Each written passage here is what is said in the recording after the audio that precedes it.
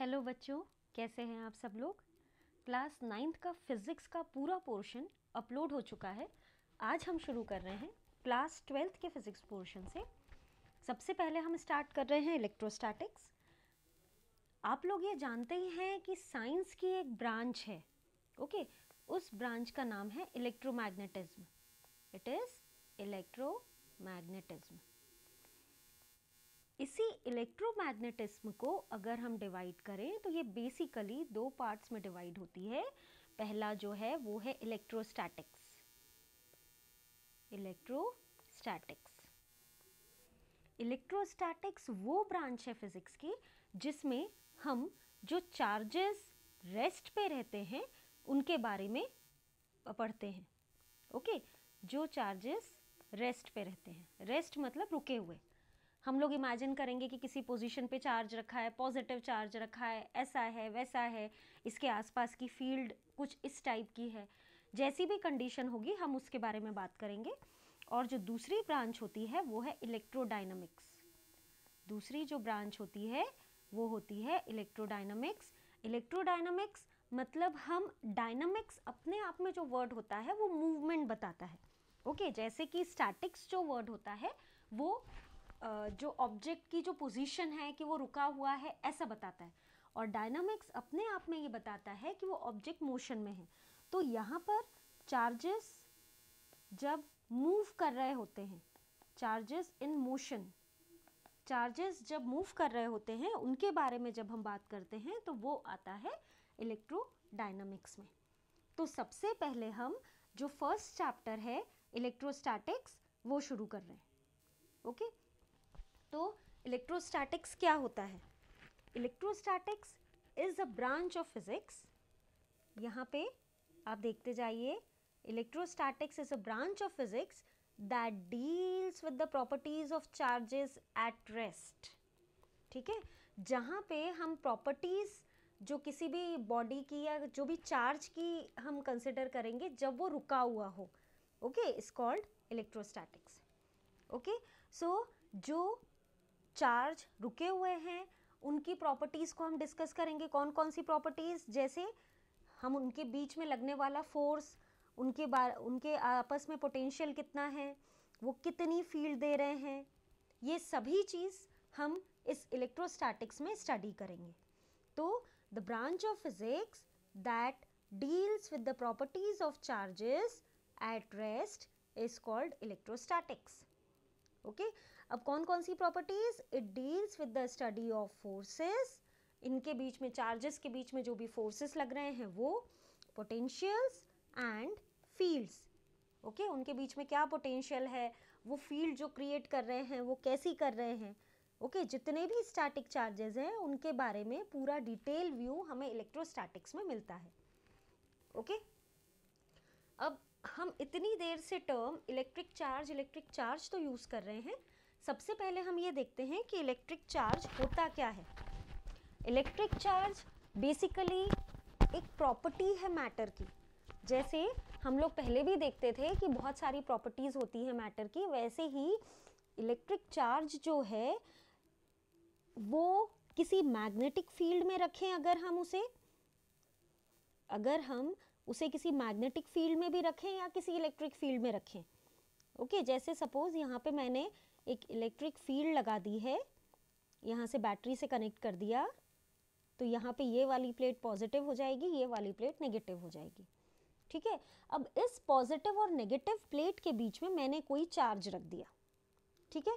तो अब ये जो चार्ज पार्टिकल है, सपोज ये चार्ज पार्टिकल इलेक्ट्रॉन है, ओके, इट इज इलेक्ट्रॉन, ठीक है। अब इलेक्ट्रॉन जो है तो वो किस डायरेक्शन में जाएगा, ठीक है। इलेक्ट्रॉन जो है वो किस डायरेक्शन में जाएगा? अब यहाँ पे ये नेगेटिव प्लेट है, नेगेटिव प्लेट से वो रिपेल होगा, वो दूसरी डायरेक्शन में, अपोजिट डायरेक्शन में जाएगा, ठीक है। तो इस तरह से इस पे एक फोर्स अप्लाई होगा।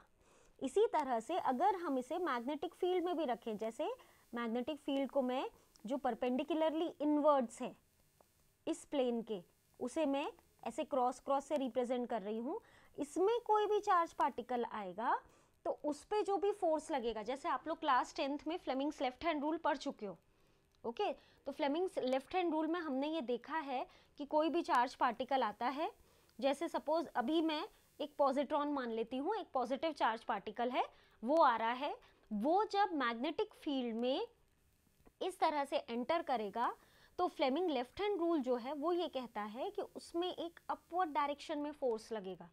इट मीन्स ये जो चार्ज पार्टिकल है, ये अगर हम इसे इलेक्ट्रिक फील्ड में रखें तो भी इस पे फोर्स अप्लाई होता है, और अगर इसे मैग्नेटिक फील्ड में रखें तो भी इसमें फोर्स अप्लाई होता है। ठीक है, तो ये ऐसी प्रॉपर्टी है, ये charge, the property of the physical properties of matter that causes it to experience. ठीक है, ये एक ऐसी प्रॉपर्टी है that causes it to experience a force when placed in electromagnetic field is electric charge. So electric charge वो चीज होती है जिसे हम किसी मैग्नेटिक फील्ड में भी रखें या जिसे हम किसी इलेक्ट्रिक फील्ड में भी रखें, दोनों में इसमें कुछ ना कुछ फोर्स अप्लाई होता है। ठीक है, नाउ जो इलेक्ट्रिक चार्ज होता है वो बेसिकली एक स्केलर क्वांटिटी होता है, it is not a vector quantity. इसकी जो यूनिट होती है वो कूलम्स होती है, इसे हम और डिटेल में डिफाइन करेंगे जब हम कूलम्स लॉ पढ़ेंगे। और चार्जेस के बारे में जो स्टडी की गई, चार्जेस बेसिकली हमारे पास में दो टाइप्स के होते हैं, पॉजिटिव चार्ज और नेगेटिव चार्ज। ठीक है, अब इसमें जो बेसिक एंटिटी है चार्ज की वो है इलेक्ट्रॉन। ओके, तो इलेक्ट्रॉन का जो चार्ज होता है वो होता है 1.6 इंटू 10⁻⁻19 कूलम्स। ठीक है, तो इलेक्ट्रॉन का जो चार्ज है वो 1.6 इंटू 10⁻⁻19 कूलम, क्योंकि ये इलेक्ट्रॉन का है इसलिए हम इसे नेगेटिव चार्ज के साथ में रिप्रेजेंट कर देते हैं। बाकी प्रोटॉन जो कि हम एक पॉजिटिव फॉर्म में रिप्रेजेंट करते हैं, उसका चार्ज है 1.6 इंटू 10⁻⁻19 कूलम। ओके, जैसा कि हम जानते हैं बच्चों कि कोई भी एटम होता है वो इलेक्ट्रिकली न्यूट्रल होता है। ओके, इलेक्ट्रिकली न्यूट्रल होने का मतलब क्या है कि जैसे मान लीजिए हमारे पास में बीच में न्यूक्लियस है और उसके पास में डिफरेंट ऑर्बिट्स में इलेक्ट्रॉन्स रिवॉल्व कर रहे हैं। ओके, अब इसमें बीच में न्यूक्लियस है, न्यूक्लियस के अंदर क्या क्या है, न्यूट्रॉन प्लस प्रोटॉन। ठीक है, न्यूट्रॉन तो न्यूट्रल चार्ज पार्टिकल हुए, प्रोटॉन जो हुए वो पॉजिटिवली चार्ज पार्टिकल हुए। ओके, और इस न्यूक्लियस के आसपास जो इलेक्ट्रॉन्स हैं वो अलग अलग अपने अपने पाथ में रिवॉल्व कर रहे हैं। अब एक सपोज मान लीजिए आप कि आउटर मोस्ट ऑर्बिट में जो इलेक्ट्रॉन है वो एक है। ठीक है, अब जिसमें आउटर मोस्ट ऑर्बिट में एक या दो इलेक्ट्रॉन्स है, इनमें ये टेंडेंसी होती है कि इस इलेक्ट्रॉन को जल्दी से जल्दी लूज करें ताकि इनके अंदर वाले ऑर्बिट का ऑक्टेट कंप्लीट रहे। ओके, तो एक स्टेबिलिटी आ जाती है इनमें। अब जैसे ही ये इलेक्ट्रॉन को लूज करेंगे, अब क्योंकि क्योंकि ये एटम जो होता है ये पूरा की पूरा इलेक्ट्रिकली न्यूट्रल होता है। इलेक्ट्रिकली न्यूट्रल होने की वजह से जितने नंबर ऑफ प्रोटॉन्स है उतने ही नंबर ऑफ इलेक्ट्रॉन्स होंगे। ओके, अब अगर एक इलेक्ट्रॉन यहाँ से बाहर जा रहा है, it means number of proton जो है वो तो आपके उतने ही रहे, वो तो नहीं कम हुए। ठीक है, इसलिए उस एटम पे एक पॉजिटिव चार्ज लग जाता है जो कि ये बताता है कि उसमें नंबर ऑफ प्रोटॉन एक ज़्यादा है। ठीक है, एक इलेक्ट्रॉन की कमी है उसमें। और जो इलेक्ट्रॉन गेन करता है, जैसे इसने किसी को दिए, किसी और दूसरे एटम ने इलेक्ट्रॉन लिया, तो उसमें वो भी एक इलेक्ट्रिकली न्यूट्रल एटम है, वो इलेक्ट्रिकली न्यूट्रल है तो उसमें भी नंबर ऑफ इलेक्ट्रॉन्स और नंबर ऑफ प्रोटॉन्स दोनों बराबर होंगे। जब ये दोनों चीज़ें बराबर हैं और उसने एक एक्सेस में इलेक्ट्रॉन ले लिया है तो उस वजह से अब उसमें नेगेटिव चार्ज लग जाता है। ओके, जैसे अगर हम एग्जाम्पल लें कि जैसे NaCl है, NaCl में हम ये कहते हैं कि सोडियम का जो एटॉमिक नंबर होता है वो 11 होता है, तो उस हिसाब से उसका इलेक्ट्रॉनिक कॉन्फ़िगरेशन अगर हम देखें तो 281 होता है।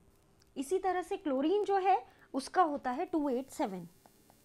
क्लोरीन में ये टेंडेंसी होती है कि वो जल्दी से जल्दी एक इलेक्ट्रॉन लेके और अपना ऑक्टेट कंप्लीट करे।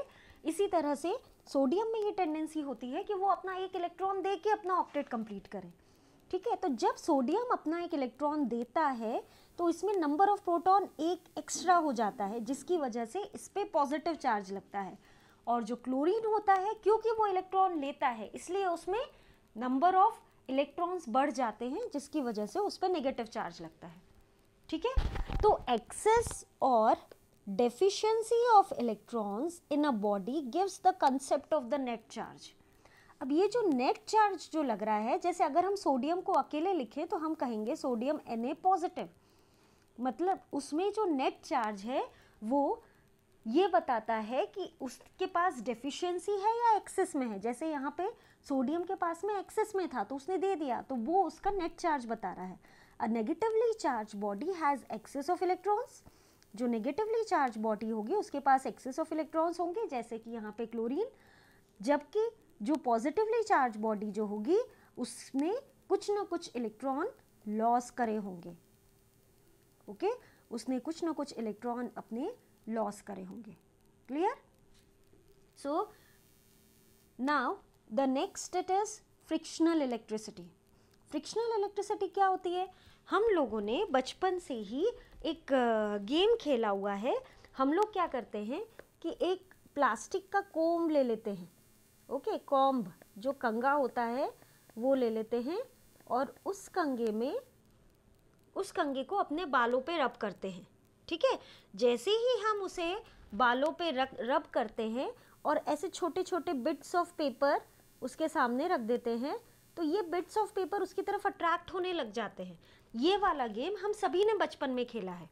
ठीक है, तो ऐसा क्यों होता है? जब इस प्लास्टिक कोम को हम अपने सर पे रब करते हैं तो उस समय वो नेगेटिवली चार्ज हो जाता है। ओके, तो ये प्लास्टिक कोम जो है ये नेगेटिवली चार्ज हो जाता है, मतलब हमारे रबिंग के दौरान हमारे सर से, हमारे बालों से कुछ इलेक्ट्रॉन उसके पास चले जाते हैं, तो वो नेगेटिवली चार्ज हो गया।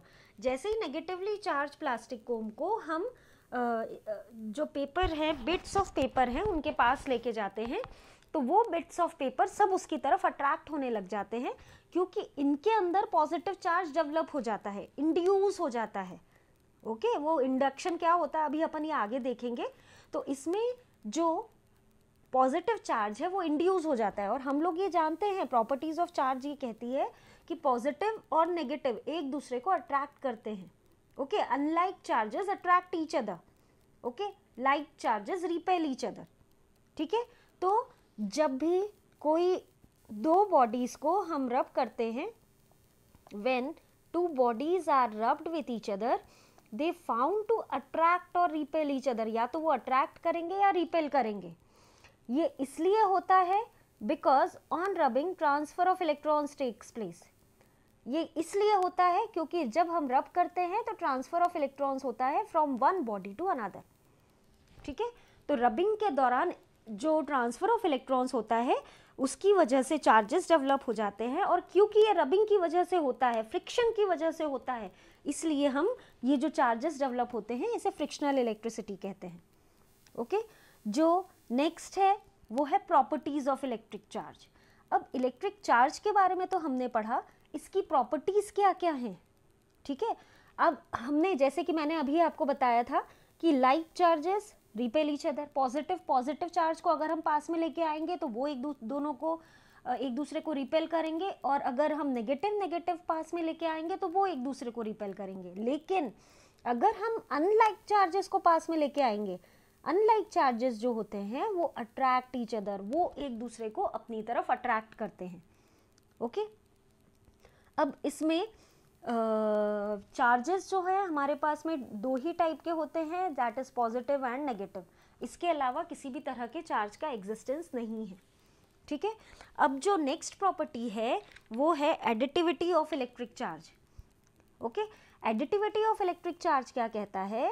Total charge on a system, जो टोटल चार्ज है सिस्टम का, is the algebraic sum of all the individual charges located at different points inside the system. Okay, ये इसका मतलब क्या हुआ? जैसे हमने यहाँ पे ये एक बॉडी कंसिडर करी है। ओके, अब इसमें अगर हम ये कहें कि इसके अंदर बहुत सारे चार्जेस प्रेजेंट है, जैसे सपोज +2 माइक्रोकूलम, +3 माइक्रोकूलम, अलग अलग जगह पे अलग अलग चार्जेस प्रेजेंट है, -5 माइक्रोकूलम, +2 माइक्रोकूलम, इस तरह से सपोज 4 चार्जेस इसके अंदर हैं, ठीक है। अब ये 4 चार्जेस की वजह से जो टोटल जो ओवरऑल चार्ज होगा सिस्टम पे, वो it will be the algebraic sum of the individual charges located, ठीक है। इसका मतलब वो होगा इंडिविजुअल चार्जेस का sum, algebraic sum, okay. Algebraic sum means उसके साइन के साथ में सम, जैसे ये +2 microcoulomb +3 microcoulomb -5 microcoulomb +2 microcoulomb, okay. तो यहाँ पे कितना चार्ज हो गया हमारे पास में, +2 माइक्रोकूलम। देखिए ये 3 + 2 5 हो गया, 5 दोनों कैंसिल हो गए और हमारे पास में बचा +2 माइक्रोकूलम। तो इतना नेट चार्ज है इस बॉडी पे, okay. So this was the additivity of the charges. जो नेक्स्ट प्रॉपर्टी होती है वो होती है quantization of the charge. Quantization of the charge क्या कहता है, हमारे पास जो स्मॉलेस्ट एंटिटी जो चार्ज की प्रेजेंट है वो है बेसिकली इलेक्ट्रॉन, जिसका चार्ज होता है 1.6 × 10⁻⁻19 कूलम्स, ठीक है। इतना चार्ज इलेक्ट्रॉन के पास में है और हम इसी को एक बेस मान के और उसी हिसाब से काम करते हैं, ठीक है। It means that the total charge on a body it is always equal to the integral multiple of the charge of electron. ये हमें ये बताता है क्वांटाइजेशन ऑफ इलेक्ट्रिक चार्ज कि जब भी जो हम टोटल चार्ज की बात करेंगे या टोटल चार्ज शिफ्टिंग की बात करेंगे तो वो हमेशा integral multiple of the charge of electron के फॉर्म में ही होगा, ओके। तो यहाँ पे अब क्या होगा, जैसे अगर हम ये कहें, जैसे हम किसी शॉप पे जाते हैं, ठीक है, शॉप पे गए, हम एक पेन लेने गए, ओके।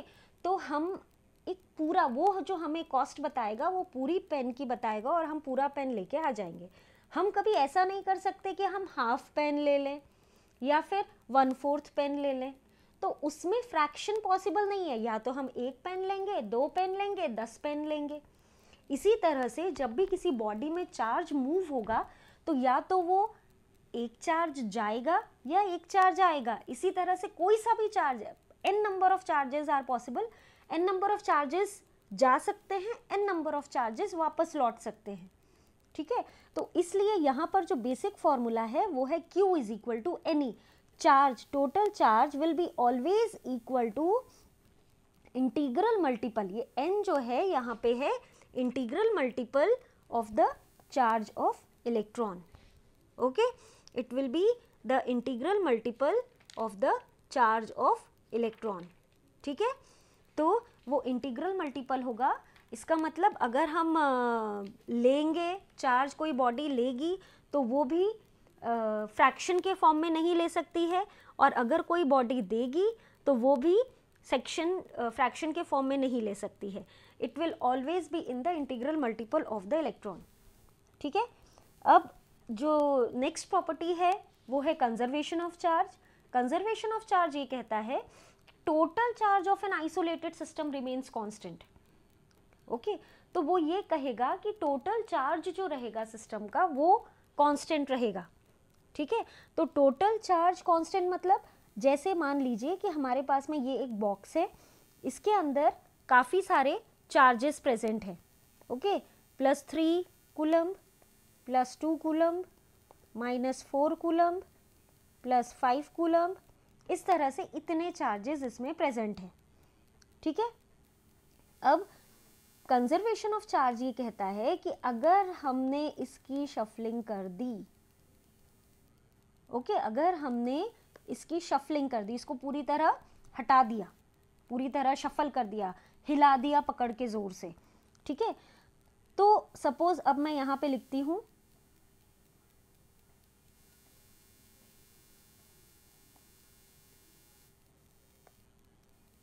जैसे मान लीजिए इसके बाद में जो है जो रिजल्टेंट जो चार्ज हो रहा है, देखिए यहाँ पे 5 coulomb, 5 - 4 it will B 1 coulomb, और 1 + 5 यहाँ पे 6 कूलम का चार्ज है इसमें रिजल्टेंट, ठीक है।